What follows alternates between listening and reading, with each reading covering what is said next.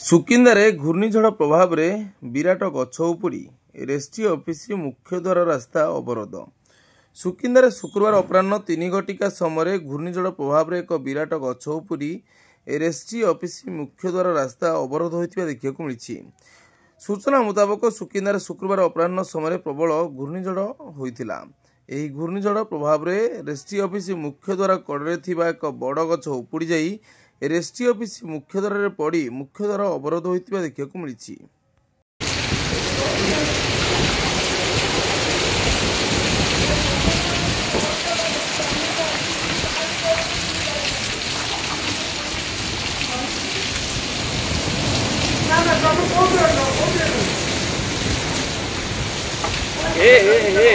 भाई गला रे भाई गला रे भाई की गला रे।